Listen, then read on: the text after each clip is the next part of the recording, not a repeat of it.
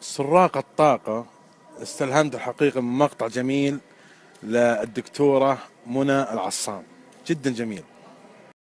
خلونا أقرب لكم المثال شوي وأقول لكم من هم سراق الطاقة.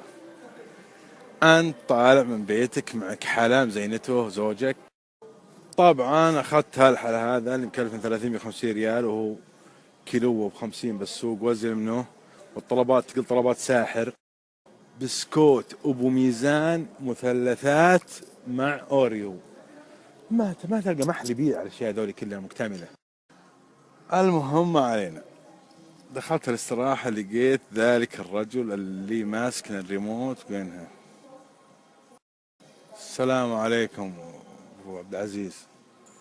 وعليكم السلام ورحمة الله وبركاته. وش بك؟ شلون وش بي؟ حر، هم من ينطلق عليك بالأشياء السلبية.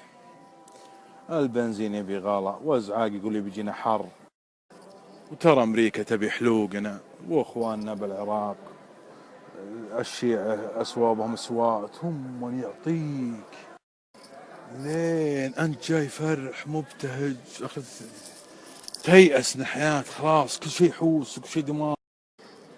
باختصار سرق طاقتك، سرق الطاقة حقك. خلنا ببارك للعريسة دقيقة. الله يوفقكم. ودي والله مصورهم لكم، بس عادنا العريسة شوي ما شاء الله لابس مزلط على قولة الأولين. نرجع لموضوعنا. سرق كل طاقك، خلاك وين تروح وين توجه، الدنيا حوسة. طبعا علاج هالاشخاص انك تقلل من الجلوس معهم، واذا جلست معهم تحاول ان ما يصلون عقلك ويفسدون عليك يومك، لانهم حتى كثيرين بالواتساب بالجروبات تدخل تقول مقال حلو كذا يعني مو فايدة، يرد عليك من زاوية ضيقة، يقول لك اصلا كاتب المقال سبقا هاجر لبنان بسبب الجوع. لكن انا مو بيهمون ذولا واقدر ابعد عنهم، ولكن يضيق صدري ان في اكاديميين ودكاتره وناس اعتروا المنابر نفس الاسلوب. سراق طاقه في حي بالرياض، الحي كله اغنياء واصحاب نفوذ وكذا، والامام حقهم زبطهم، ما في الا ايات الجنه ورب غفور رحيم وايات الخلود بالجنه، والجماعة عايشين جو لذيذ وردي مبسوطين، حتى لما جو من الويكند من شاليهاتهم لا صار يوم السبت يوم الإجازة من أول، قول لهم إن الصدقة تطفي غضب الرب، اطلع عط الفقيرة هذه صدق عليه ربي يتوب عليك، هم يزيطونك مثل الجمعة حقنا حار مبسوطين. دين جاء ذاك اليوم الرجال صار عنده شغل، وقال واحد ثاني الله يهينك بك تمسك المسجد والجماعة لين أرجع، لعله طول شوي. يوم جاء ولا الجماعة قالها اللي بعربية واللي بوجلط واللي مدري وش، قال وش بكم؟ قالوا وش بنا؟ ما خلى شيء ما ابو آية للنار ولا وعيد ولا شيء الا.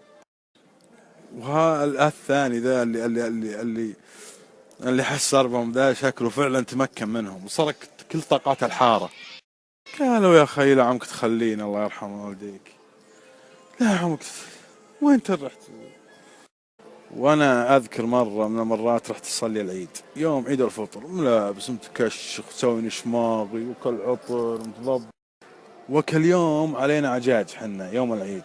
يوم دخلنا امام المسجد ولا ما ادري هم تحاوشون هم مرته ولا حمس ولا من سراق الطاقة، قال العجاج ذا كله باسباب ذنوبكم، وامريكا دخلت اعراق باسباب ذنوبكم، ولا عمر صلى الاسلام اقل من، وكل عام ترذلون وانتم.